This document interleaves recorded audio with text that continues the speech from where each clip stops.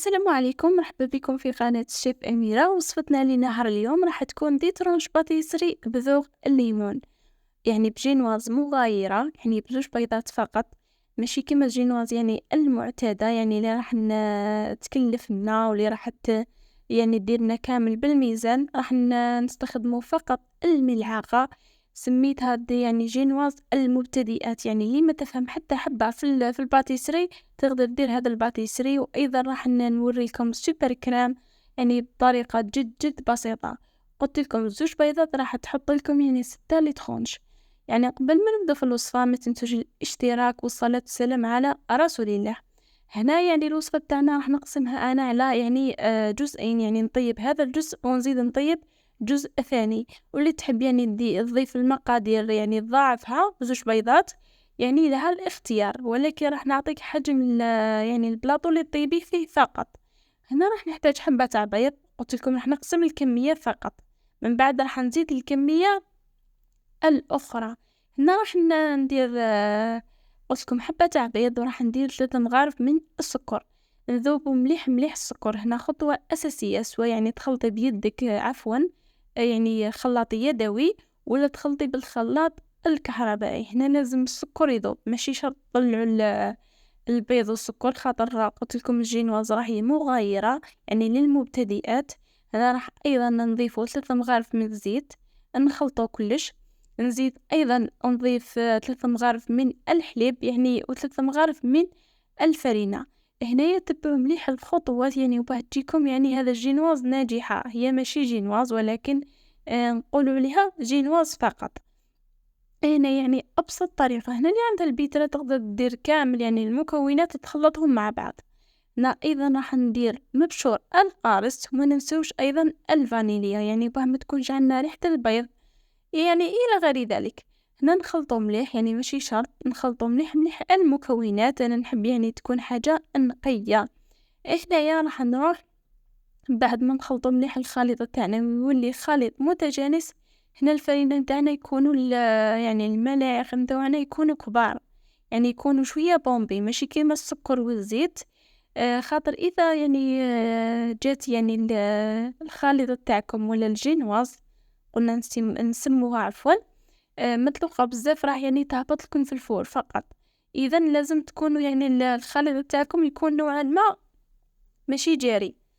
هنا أيضا راح نحتاج ملعقة صغيرة من الخميرة الكيميائية، ولا 5 غرام ولا نصف يعني كيس. بهذه الطريقة يعني جد جد ساهلين هذو لي ترونش، ويوجدوا يعني بطريقة سهلة، يعني ما كانش يعني خطوات صعبة. ماشي كما الجينواز لازم كل حاجة يا البنات. الجينواز لازم تكون يعني بالجرام. إذا يعني غلطنا كامل في المكونات راح ما تجيش معنا مليحة، وراح تهبطنا في الفور وما تجيناش يعني جينوز مليحة. ولكن هنايا يعني الناس اللي ما تعرفش تدير الباتيسري، ولا يعني تحب تدير حاجة يعني تكون مليحة، صدقوني الذوق تاعهم مشابه يعني اللي تخونج اللي نشروهم. هنا راح نجيب البلاطو تاعي، فرشت له عفوا ورق الطهي. بهذه الطريقة راح نهبط الخليط تاعي، القياس تاعو 30 على 25. قلت لكم اللي تضاعف الكمية دير 60 على 50، يعني القياس تاع البلاطو تاعها. هنا منستخدمو حتى حاجة يعني تخص الباتيسري، سباتول وهذيك الحوايج. كل حاجة بسيطة واقتصادية، يعني كل حاجة تكون متواجدة في البيت. هنا راح نروح نشعل الفرن على يعني درجة حرارة تكون متوسطة، يعني تكون 160 180. نطيبو يعني الجينوس تاعنا مليح واحد 7 دقائق.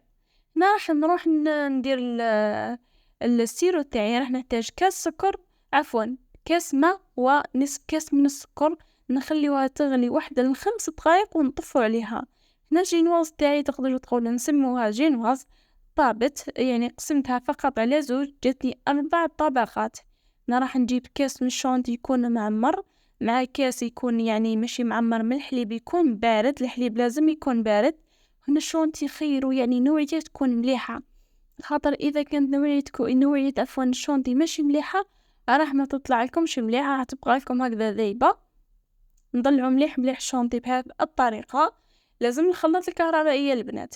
هنا راح نروح نجيب بوش، ولكن اللي ما عندهاش البوش يعني تقدر تستخدم شكارة، تقدر تستخدم أي حاجة ولا الملعقة فقط يعني دير بها. هنايا الجينواز تاعنا راح نحطوها على الجهة اللي طابت عليها، ماشي الجهة يعني الجهة اللي يعني نقولوا هنايا اللي نحو منها ورق الطهي. راح يعني نقلبوها بهذه الطريقة. راح نديرو يعني طبقة من الكريمة، ما نستخدمو السباتولي ديك اللي يجيبك. هنا راح نستخدمو فقط الموس بهذه الطريقة، يعني موس الخبز وش عندكم، ملعقة، يعني أي حاجة بسيطة. يعني ماشي شرط الأدوات الغاليين وأدوات الباتيسري، ونديرو يعني باتيسري يكون مليح. هنا راح نكمل كامل الطبقات، يعني نشربهم مليح وندير طبقة مليحة من الكريمة، يعني وباه تبان لي من بعد طبقة كريمة طبقة بسكويت كما راكم تشوفوا هنايا. يعني ونسقموا الوجه نتاعو مليح مليح فقط بالموس. يعني هنايا هذه الطريقة يعني جد بسيطة، يعني قلت لكم واحدة ما تفهم والو في الباتيسري تقدر ديرو. وهذا اللي طرنش بزاف بزاف مشابهين في الذوق تاعهم يعني تاع المحلات. هنا راح نروح يعني نزيقها بالفرشيطة فقط. كما راكم تشوفوا نحطها في الكونجيلاتور تبرد. يعني تشد روحها قيس ما نخدمو يعني السوبر كريم تاع الليمون. هنا السوبر كريم تاع الليمون نحتاجو نص كاس ماء مع نص يعني حبة تاع قارص.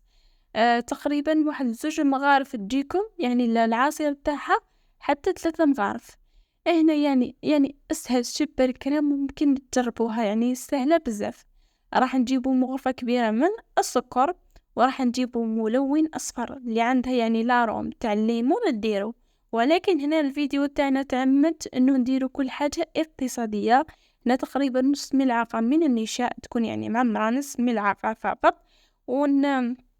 نخلطه بارد في بارد. من بعد راح نحطو يعني الخليط تاعنا فوق النار، يعني غير يغلي شويه نطفو عليه.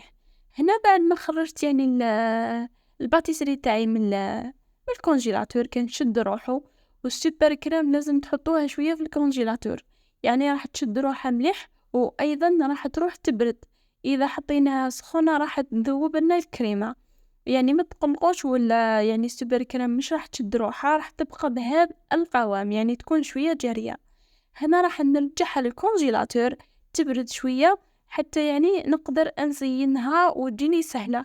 هنا قطعت شويه شرائح تاع الليمون باه نزين بها، نقص الاطراف. وهنا التزيين يبقى اختياري، تحبوا تخليوها يعني هكذا فقط ما تزيدوا لها والو، والتزيين يبقى اختياري، يعني نقول لكم حسب مقدوركم ولا الذوق تاعكم.